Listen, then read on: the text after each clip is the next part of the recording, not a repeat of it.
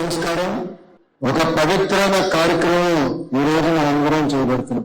వాస్తవంగా విజయ్ గారి తర్వాత మాట్లాడటం చాలా కష్టమైన పని, కానీ నా వంతు నేను ప్రయత్నిస్తున్నా. ఎవరు ఊహించిన విధంగా మనందరాన్ని పునర్నిర్మాణం చేసుకుంటాం జరిగింది. నేను ఎన్నోసార్లు మన గ్రామానికి వచ్చినా, చర్చికి వచ్చినా, గుడికి వెళ్ళినా అని ఒకటే చెప్తా, దేవుడు మనకి పరీక్షలు పెడతాడు. ఒక్కొక్క కుటుంబానికి ఒక్కొక్క రకమైన పరీక్ష పెడతారు. కానీ ఆ పరీక్ష జయించే శక్తి కూడా దేవుడు మనకి ఇస్తాం జరుగుతుంది. క్రిస్మస్ జరిగినప్పుడు కూడా నేను అందరినీ కోరాను, ఒక్కొక్కరిని మనం ఆదుకోవాలి. మన ఇంటి పక్కన ఉన్నవారిని మనం ఆదుకున్నాం, మన వీధిలో ఉన్నవారిని ఆదుకున్నాం. మనకి ఇంకెక్కువ శక్తి ఉంటే మన గ్రామంలో ఉన్న వారిని ఆదుకుని వాళ్ళకి అండగా నిలబడాల్సిన బాధ్యత మనందరిపై ఉందని ఆనాడు చెప్పాను. దేవుడు అలానే నాకు అవకాశం ఇచ్చాడు. మీ మందిరం పునర్నిర్మాణంలో నేను కూడా భాగస్వామ్య అవకాశం దేవుడు నాకు కల్పించాడు. శంకుస్థాపనకి నన్ను రమ్మంటే నేను రావడం చెప్పిన. ఆనాడు కండిషన్ పెట్టిన, సంవత్సరం లోపల పూర్తి చేస్తేనే రిబ్బన్ కట్టించి నేను వస్తాను. ఏ పని చేసినా ఒక సంకల్పాన్ని, ఒక పట్టుదలతో మనం చేయాలి. కాలం ఉంది కదా అని ఎక్కువ సమయం తీసుకుంటాం కాదు. ఒకటి అనుకుంటే మన మనసులో ఒక పని పడితే, ఒక పరీక్ష వచ్చినా అది ఎట్లా సాధించాలి, ఎట్లా పూర్తి చేయాలి, ఆ శక్తి మనలో ఉండి చేసి చూపించండి. కరెక్ట్గా క్యాలెండర్ మారే లోపల రిబ్బన్ కట్టించి నన్ను పిలవమని వాళ్ళు కోరటం జరిగింది.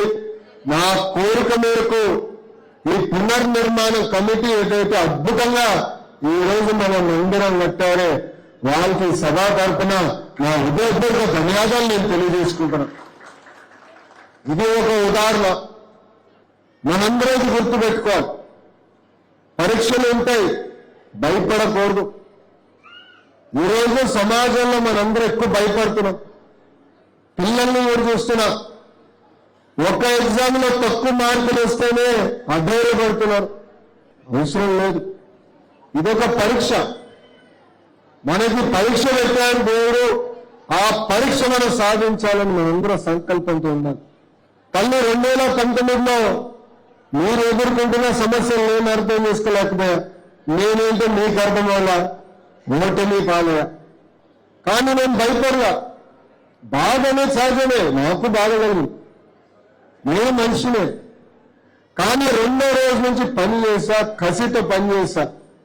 గతంలో ఎట్లా పని చేశాను, ఇప్పుడు రెండింత కసితో నేను పని చేస్తున్నా. ఎందుకంటే మీరు నాకు ఇచ్చిన అవకాశం. మనందరం కలిసికట్టుగా పనిచేస్తే మన గ్రామాన్ని, మన నియోజకవర్గాన్ని దేవుడు ఆశీస్సులతో ఒక భారతదేశంలోని ఆదర్శ నియోజకవర్గం తీర్చిదిద్దుకోగలుగుతాం. అందుకే రండి, కలిసికట్టుగా అభివృద్ధి చేసుకుందాం. కులాలు వేరవచ్చు, మతాలు వేరవచ్చు, కానీ నేను అందరినీ కోరేది ఒక్కటే, చల్లగా హాయిగా కలిసికట్టుగా మనందరం ముందరికి వెళ్ళాలి. కష్టాలు ఉంటాయి, కలిసికట్టుగా ఆ కష్టాలను కూడా జయించడాన్ని ఈ సభాముఖం మిమ్మల్ని అందరూ కోరుకుంటూ, ఒక మాటలో చెప్పాలంటే నేను ఈరోజు ఆశ్చర్యపోయా. మందిరంలోకి అడుగుపెట్టిన గురించి పాస్టర్ గారు చెప్పా, ఎంత అద్భుతంగా మీరు నిర్మించారు. చెక్క పనులు కానీ, పాలిషింగ్తో సహా గ్రనైట్ కానీ ఒక అద్భుతంగా మీరు నిర్మించారు. ఆనాడు పెద్దల్ని కోరా, కనీసం 100 సంవత్సరాలు ఉండేలాగా మందిరం నిర్మించాలని ఆనాడు కోరాను.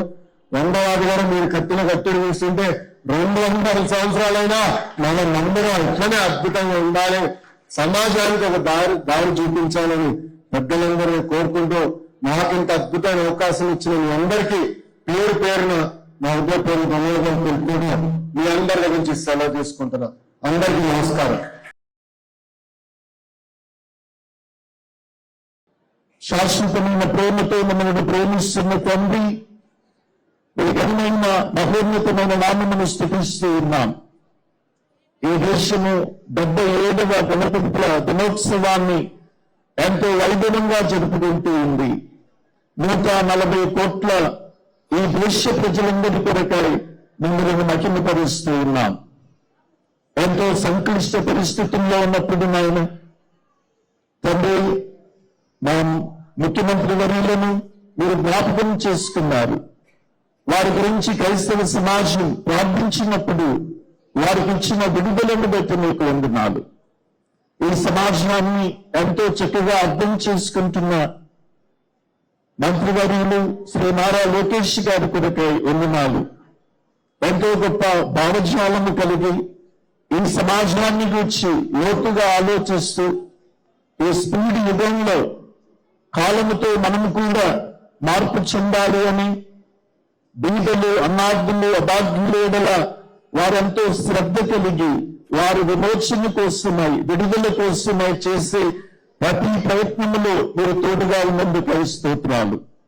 వారి నాయకత్వాన్ని బలపరచండి, కుటుంబాన్ని దీవించండి, వారు అడుగుపెట్టే ప్రతి స్థలమును దీవించండి. యేసు ప్రభువా మీకే వందనాలు. రెవరెండ్ డాక్టర్ కొడాలి విజయ్ గారి కొరకే వందనాలు. వారు దైవ బలముతో నడిపించబడుతూ ఉన్నారు. అందుని బట్టి మీకు వందనాలు. క్రైస్తవుల అనేక సమస్యలను మంత్రి గారి దృష్టికి తీసుకుని వెళుతూ వారు విడుదల కోసమై ప్రయత్నిస్తున్నారు. సోదరులు గౌరవనీయులు జోసెఫ్ పిఎస్ గారు నిమిత్తమై వందనాలు. ఆంధ్ర వాంధ్రులకు నూతన సంఘము కొరకై, దైవజనులందరి కొరకై మీకు వందనాలు. వీరి నాయకత్వమును బలపరచుమని ఈ సమయంలో వారిని అభిషేకిస్తూ ఉండగా ఆకాశము నుండి ఈ దీవెనలు అనుగ్రహించి ఆరోగ్యము, క్షేమము, భద్రత, సకల దీవెనలు అనుగ్రహించుమని ఆత్మకూరు గ్రామమంతటినీ దీవించండి. ఈ దేవాలయ మహోత్సవంలో పాల్గొన్న ఒక్కొక్కరిని, ప్రతి ఒక్కరిని దీవించండి. సోదరుడు చిరంజీవి గారి కొరకే వందనాలు. ప్రభు వారికి ఇచ్చిన బాధ్యతల కొరకే వందనాలు. ఈ గ్రామమును, ఈ ప్రజలను, ఈ నియోజకవర్గాన్ని, ఈ రాష్ట్రాన్ని, ఈ దేశాన్ని, ప్రపంచాన్ని వర్ధిల్ల చేయమని మీ ముందైన దీవెనలు దైవజనుల ద్వారా, మీ ద్వారా మంత్రివర్యులు శ్రీ నారా లోకేష్ గారికి వారి పరిపాలనకు అందించమని, ఈ రాష్ట్రమును సుఖశాంతులతో వర్ధిల్ల చేయమని యేసుక్రీస్తు నామములో ప్రార్థిస్తున్నాము తండ్రి. ఆమేన్. పరలోకమందున్న మా తండ్రి, మీ నామం పరిశుద్ధపరచబడు గాక, మీ రాజ్యం వచ్చును గాక, మీ చిత్తం పరలోకమందు నెరవేర్చినట్టు భూమి యందు నెరవేరు గాక. మా ఎడల అపరాధం చేసిన వారిని మేము క్షమించిన ప్రకారం మా అపరాధములను క్షమించుము. మమ్మల్ని శోధనలోనికి తేక దృష్టి నుండి తప్పించుము. రాజ్యము, శక్తి, మహిమయు నిరంతరము నీవేన్నవి. మన యేసుక్రీస్తు వారి కృప, తండ్రి అయిన దేవుని ప్రేమ, పరిశుద్ధాత్మ దేవుని దీవెనలు ఇక్కడ చేరిన మీరందరికీ, ప్రత్యేకించి గౌరవ మంత్రివర్యులు శ్రీ నారా లోకేష్ గారికి, వారి నాయకత్వానికి, ఈ రాష్ట్రమంతటికి తోడై దీవించును గాక. ఆమేన్. God bless you, sir.